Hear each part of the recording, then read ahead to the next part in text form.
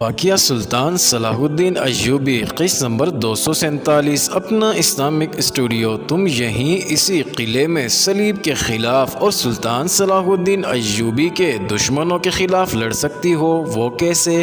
جس طرح تمہارا آقا گمشتگین تمہیں سلطان صلاح الدین ایوبی کے علاقے میں جاسوسی کے لیے بھیجنا چاہتا ہے، اسی طرح سلطان صلاح الدین ایوبی کو بھی جاسوسوں کی ضرورت ہے جو یہاں رہ کر اسے ان لوگوں کے ارادوں اور دوسرے رازوں سے آگاہ کرتے رہیں۔ تمہیں کیسے پتا کہ سلطان صلاح الدین ایوبی کو جاسوسوں کی ضرورت ہے؟ لڑکی نے پوچھا۔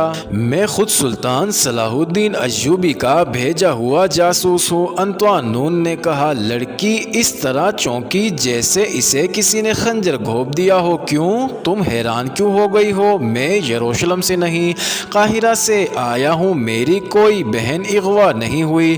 تم نے جہاں اتنے جھوٹ بولے ہیں وہاں یہ بھی جھوٹ ہوگا کہ تم نے مجھے دلی محبت دی ہے۔ لڑکی نے کہا، تمہارا پیار اور تمہارے وعدے بھی جھوٹے ہوں گے۔ میری محبت کا ثبوت یہ ہے کہ میں نے تمہیں اپنا راز دے دیا ہے، انطوانون نے کہا۔ یوں سمجھو کہ میں نے اپنی زندگی تمہارے قدموں میں رکھ دی ہے۔ تم گمشتگین کو میری اصلیت بتا کر مجھے مروا سکتی ہو۔ کوئی جاسوس اپنا آپ ظاہر نہیں کیا کرتا۔ مجھے تمہارے جذبے اور تمہاری محبت نے اتنا مجبور کیا کہ میں نے اپنا آپ تم پر ظاہر کر دیا ہے۔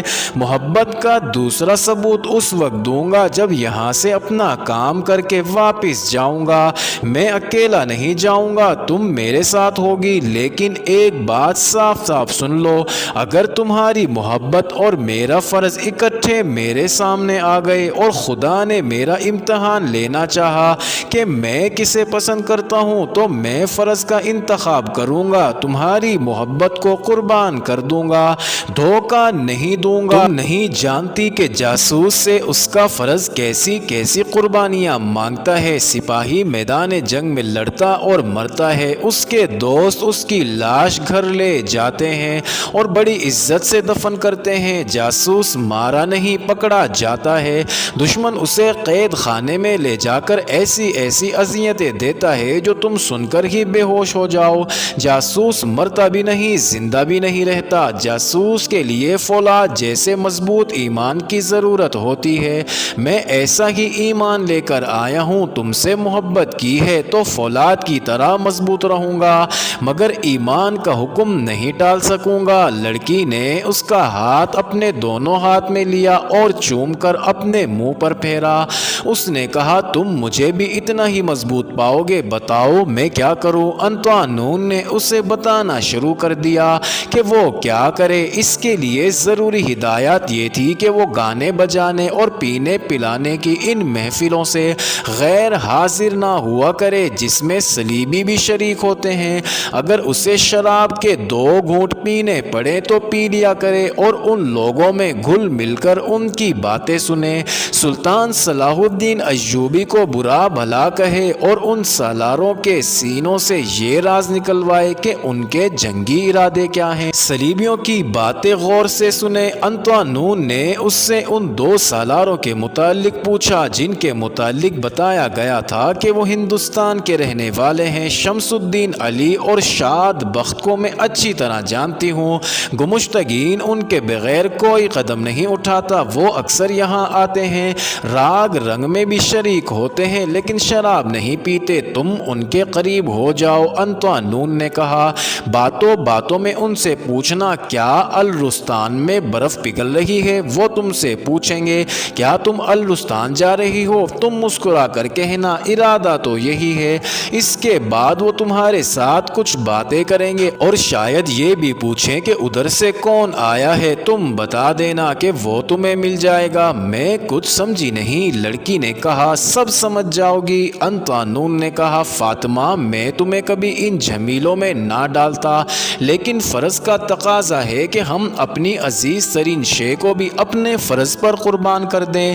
تم مجھے قربان کر دو، میں تمہیں قربان کر دوں۔ گھبرا نہ جانا فاطمہ، آنے والا وقت معلوم نہیں ہمارے لیے کیسے کیسے مصائب اور کیسی کیسی آزمائش لا رہا ہے۔ اگر ہم دونوں قید خانے کے جہنم میں چلے گئے یا جہاں مارے بھی گئے تو ہمارا خون ضائع نہیں ہوگا۔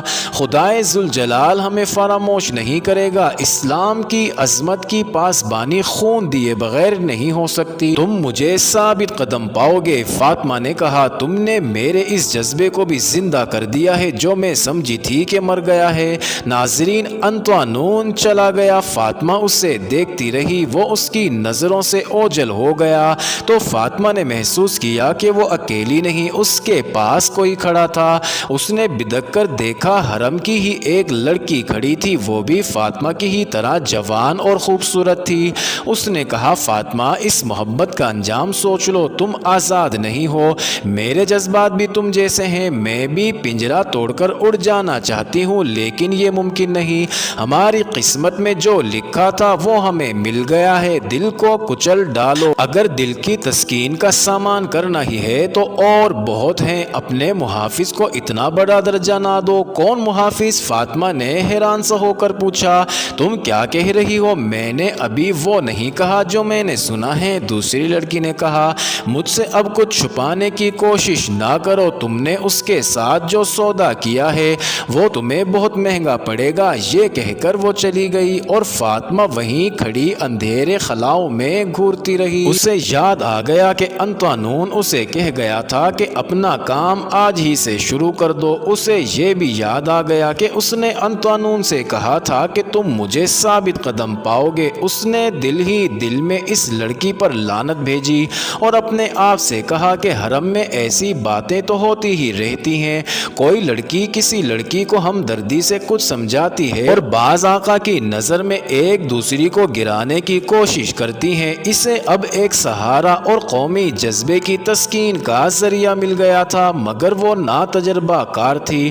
اسے معلوم نہیں تھا کہ حرم میں کچھ بھی کسی سے چھپایا نہیں جا سکتا، اور یہ بھی کہ اس ماحول میں اخلاق اور کردار ناپید ہے اور یہاں کسی بھی وقت کوئی بھی انہونی ہو سکتی ہے۔ گناہوں کی اس پراسرار دنیا میں وہ بہت خطرہ مول لے رہی تھی۔ ناظرین، 2-3 روز بعد اس کی ملاقات شمس الدین اور شاد بخت سے ہو گئی۔ اس رات بھی گمشتگین نے بزم عیش و طرب منعقد کی تھی۔ اپنے سالاروں، صلیبی مشیروں اور اعلیٰ افسروں کو اپنے ہاتھ میں رکھنے کے لیے وہ انہیں خوب عیش کراتا تھا۔ ان 2-3 دنوں کی ملاقاتوں میں انطوانون نے فاطمہ کو ٹریننگ دے دی تھی۔ ناظرین، فاطمہ اس ضیافت میں خوب دلچسپی لے رہی تھی۔ گمشتگین حیران ہوتا ہوگا اور خوش بھی کہ اس لڑکی میں تبدیلی آ گئی ہے۔ وہ ہر کسی کے ساتھ ہنس ہنس کر باتیں کر رہی تھی۔